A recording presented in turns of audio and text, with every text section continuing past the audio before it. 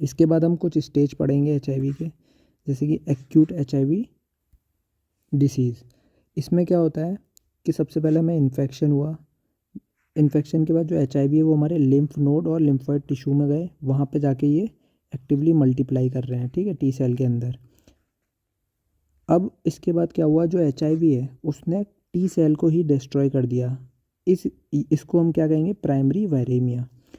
इसमें होता क्या है कि जो CD4 T सेल्स होते हैं वो डिक्रीज़ कर जाते हैं, ठीक है, मतलब कि हमें एक्यूट HIV वाले में CD4 T सेल डिक्रीज़ करके प्राइमरी वायरेमिया हो गया। इसके बाद दूसरा स्टेज आता है हमारा एसिम्प्टोमेटिक स्टेज, इसको हम क्लिनिकल लेटेंसी भी कहते हैं। इसमें होता क्या है कि जो हमारा इम्यून रिस्पॉन्स होते हैं सेल मीडिएटेड और ह्यूमरल मीडिएटेड दोनों ही एक्टिव हो जाते हैं। इसमें होता क्या है, जो यहाँ पे वायरेमिया बढ़ गया था वो कम हो जाएगा, प्लस जो CD4 सेल यहाँ पे हमारे डिक्रीज़ हो गए थे वो यहाँ पे हमारे नॉर्मल हो जाएंगे। अब यहाँ पे क्या होता है, जो इन्फेक्टेड सेल है, कुछ इन्फेक्टेड सेल रह जाते हैं हमारे लिम्फ नोड में, जो कि हाई लेवल पे रेप्लिकेशन कर रहे होते हैं अंदर ही अंदर। जो एसिम्प्टोमेटिक स्टेज होता है वो लास्ट 10 साल तक चल सकता है।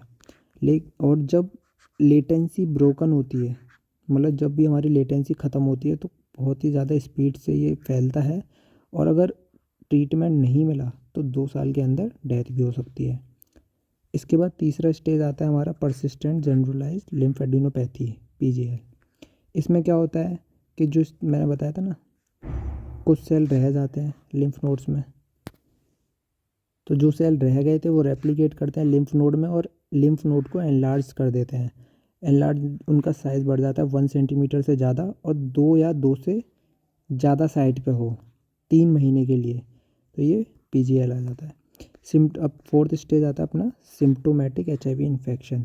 इसमें क्या होता है, जो CD4 सेल है वो फिर से फॉल करना शुरू हो जाता है और अचानक से डायरिया हो जाता है फॉर मोर देन 1 मंथ के लिए। वेट लॉस होने लगता है, वेट लॉस हो जाए आपका 10% से ज़्यादा। अगर मेरा 55 किलो वज़न है तो 5.5 किलो से ज़्यादा कम हो जाए मेरा। अपॉर्चुनिस्टिक इन्फेक्शन हो जाए, अपॉर्चुनिस्टिक इन्फेक्शन हम नीचे बढ़ेंगे। इसके बाद जो फिफ्थ स्टेज है वो है एड्स। एड्स जो होता है वो एडवांस एंड स्टेज होता है HIV इन्फेक्शन का। इसमें क्या होता है, रैपिड CD4 सेल डिक्रीज़ होते हैं, वायरल लोड बहुत ज़्यादा बढ़ जाता है, जो लिम्फोइड टिश्यू होते हैं वो डिस्ट्रॉय हो जाते हैं और चेंज हो जाते हैं अपने फाइब्रस टिश्यू में। इसके बाद इसके ग्रुप्स पढ़ लेते हैं, हाई रिस्क ग्रुप्स। तो एक्सट्रीम रिस्क ग्रुप्स कौन से होंगे, female sex workers, homosexual males और IV ड्रग एब्यूज़र। मॉडरेट में आते हैं हेल्थ केयर वर्कर्स, जैसे जिन्हें निडल प्रिक इंजरी हमने पढ़ी थी ना ऊपर, या फिर जिनको सेक्सुअली ट्रांसमिटेड डिसीज़ हो, या फिर ब्लड ट्रांसफ्यूज़न वाले वो पेशेंट्स। अपॉर्चुनिस्टिक इन्फेक्शन में देखो, अगर हमें फंगल इन्फेक्शन हो रहा है तो एग्जांपल देख लेते हैं, उसका कैंडियासिस हो सकता है, वायरस में हर्पीज़ हो सकता है, पैरासिटिक में टॉक्सोप्लाज्मा एन्सेफेलाइटिस और क्रिप्टोस्पोडियम पार्वम हो सकता है। अब हम पढ़ते हैं काइनेटिक्स ऑफ इम्यून रिस्पॉन्स, मतलब वायरस हमारे अंदर आया, उसने क्या किया और उसके बाद क्या होगा। काइनेटिक्स पढ़ो। देखो, सबसे पहले वायरस अंदर आया, वायरस एंटर किया, उसके बाद हमें हाई लेवल वायरेमिया हो गया, ठीक है। इसके बाद जब वायरेमिया हुआ तो हमारा इम्यून रिस्पॉन्स एक्टिव हुआ, जिसकी वजह से वायरेमिया डिक्रीज़ हुआ।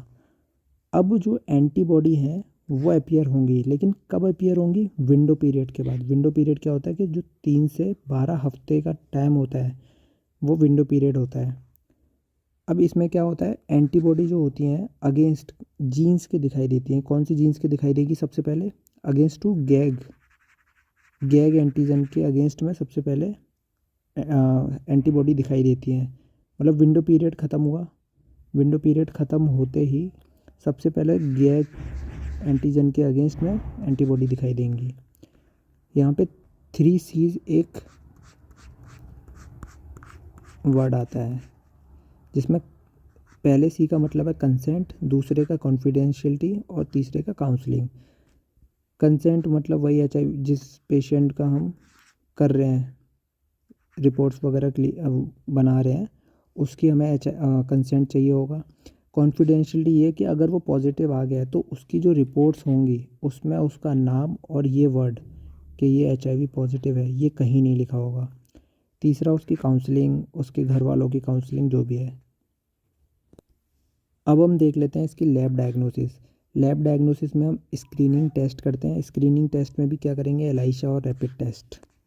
ठीक है, एलाइशा वही 2 से 3 घंटे लगते हैं।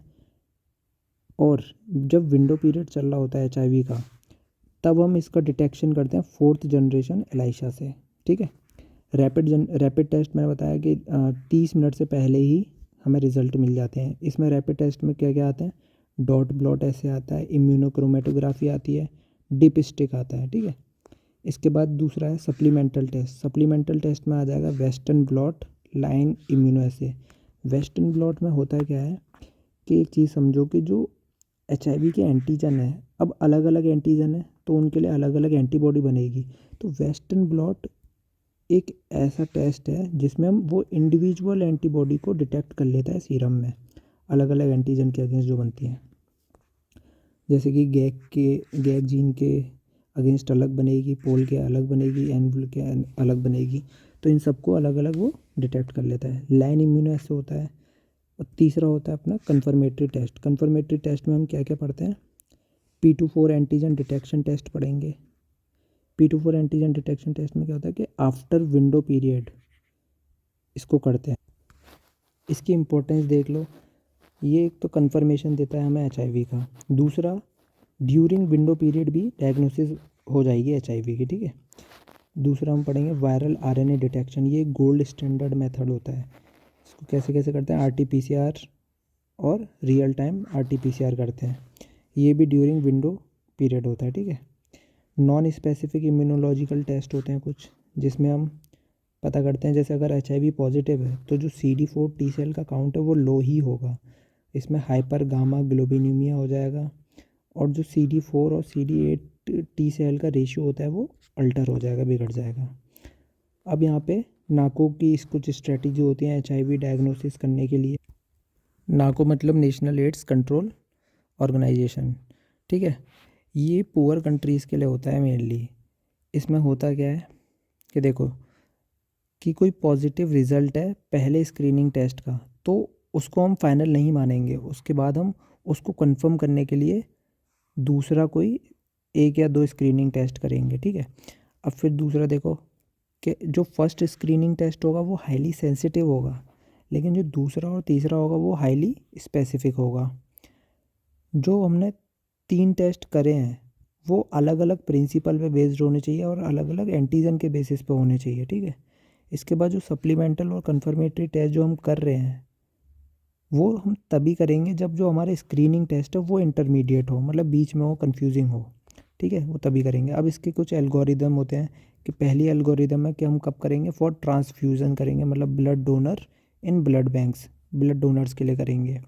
दूसरा हम करेंगे सर्विलेंस के लिए। तीसरा हम करेंगे सिम्प्टोमेटिक पेशेंट्स में, मतलब जो एचआईवी के सिम्प्टोमेटिक पेशेंट्स होते हैं उनके लिए। फोर्थ हम करेंगे एसिम्प्टोमेटिक पेशेंट्स के लिए। ट्रीटमेंट में इसका बस इतना पढ़ लो कि एंटी रेट्रोवायरल थेरेपी देते हैं हम 8। ठीक है, यहाँ पे इतना ही, फिर जो भी ट्रीटमेंट आगे का पढ़ना होगा वो फार्मा में पढ़ने का। ठीक है, इस एचआईवी वीडियो में इतना ही। Thank you.